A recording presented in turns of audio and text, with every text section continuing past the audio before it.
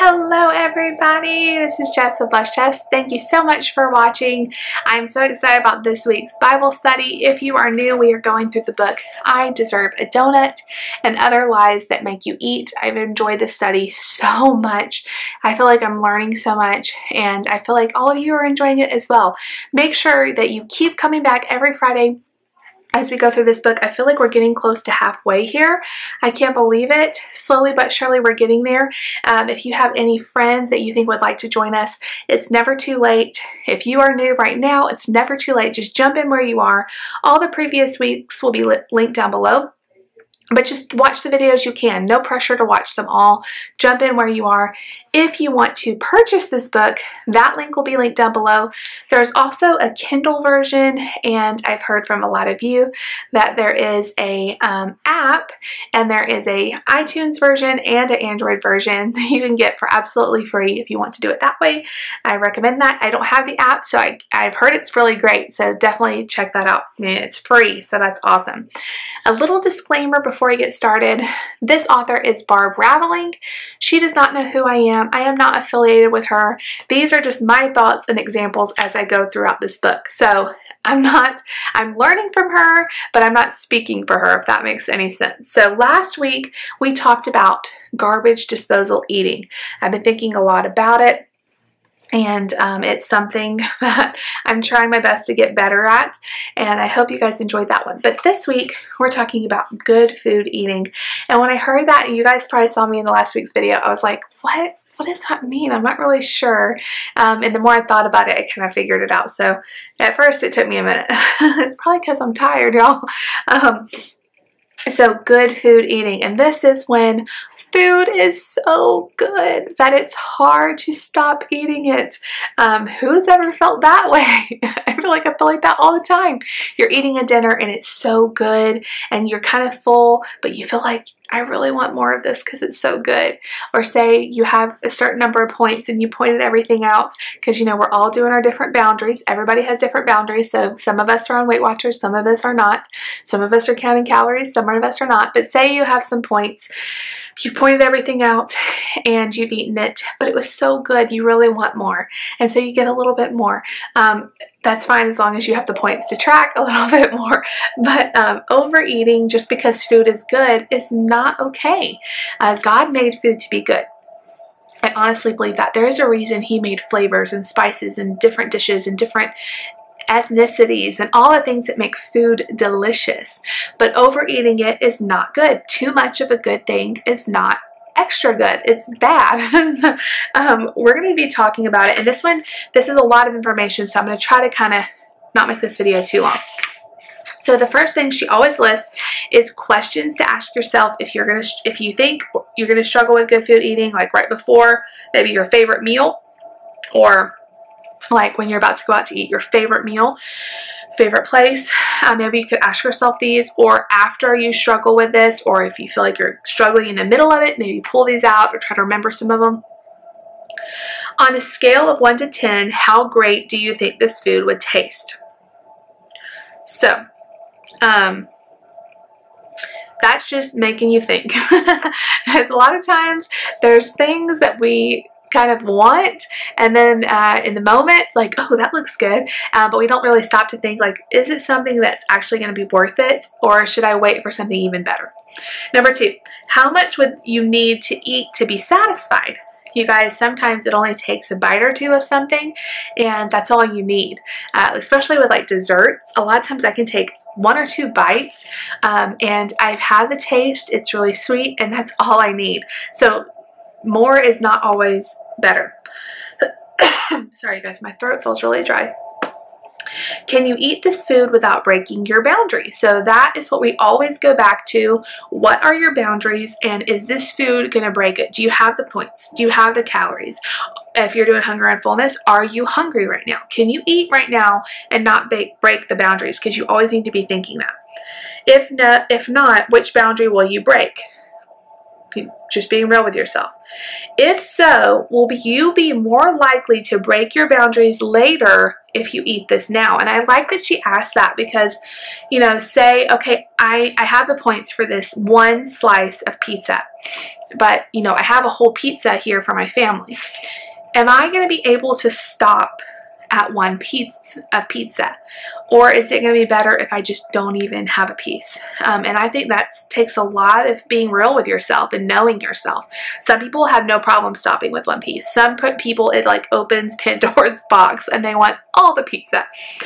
How often will you follow your boundaries if you only follow them on the days you feel like following them? And this one kind of got me because I am so like this. Some days I'm like, I don't feel like doing this. Like, I don't feel like it, and I'm just not going to do it. We don't need to have days like that, because if you only follow your boundaries when you feel like following them, you're not going to get anywhere. You have to follow your boundaries all the time or it doesn't work. Okay.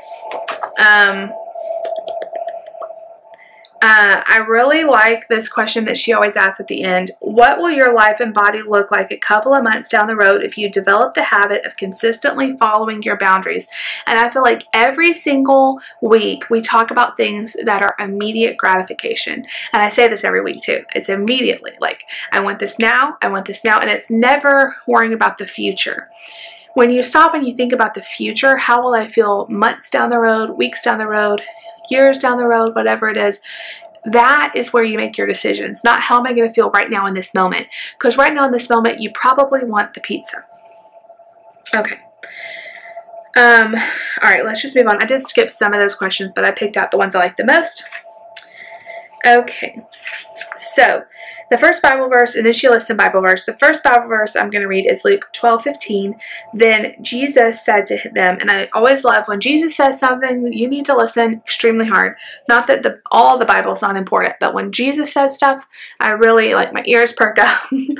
Beware and be on your guard against every form of greed, for not even when one has abundance does his life consist of possessions. So I think that the thing of good food and overeating good food, it can be a thing of greed. You know, God gives us good things, but he doesn't want to, like, us to hoard it and to be, like, greedy with it. Like, have your good food, and God made food to be good and you to enjoy it, but let's not be greedy and want more than we need. Okay. Another one that's the classic Bible verse, but it's so good and it just always helps me, is Philippians 4:13. I can do all things through Christ that gives me strength. And I really like to enunciate the all, because it doesn't say I can do some of the things, or I can do all things except when it comes to food. No, the Bible says you can do all things, not through your own strength, but through him who gives you strength. Because you can't do this on your own strength. I can't do this on my own strength. I need his help. Okay. And then she goes into her tips. Okay. The key to overcoming good food eating is to realize that more is not necessarily better. At a certain point, the taste of food deteriorates. And then how she explains that is she says, just think of eating a large cinnamon roll from your local bakery. The first bite is almost always a 10 on a scale of 1 to 10, but at some point the taste starts to deteriorate. Depending on how big your cinnamon roll is, you could easily be at a 3 by the time you get to the last bite. The trick is to find just the right amount of food for maximum enjoyment with minimum consequence. As an experiment, try rating every bite you eat for a while to see where your point falls for you. And this is so true. I don't know how many of us have done that. When you get your favorite meal or your favorite snack or whatever it is you're eating, the first few bites are so good. You know, we take a bite and we're like, oh, it's so good. Even sometimes we say that, like, this is really good. How long does that last for you? Because for me, as soon as I start eating it and I get several bites in, the taste does seem to kind of deteriorate, and then it just becomes kind of like, okay, it's good. But by the time you get to a lot of bites in, honestly, sometimes I'm not even tasting the food anymore. I'm just kind of shoveling it in. So I really like how she says, You need the maximum amount of enjoyment with a minimum amount of consequence. So what is the smallest portion I can have of this ice cream without having the maximum consequence? And the consequence is too many points, too many calories, whatever your boundaries you are, eating past fullness, all the different things. So maybe you find out that a fourth of a cup, a little teeny amount of ice cream, is about your maximum enjoyment, and then you kind of start fading. Serve yourself a small fourth of a cup serving with a teeny tiny spoon so it takes you a long time, and do it that way. And I really think too, when you have good food, a lot of us like watch people eating with you. When somebody has really good food, people eat faster. They're just like so happy and they're hungry and they're ready to eat it. Enjoy your food. Make sure that you're actually savoring it and enjoying it.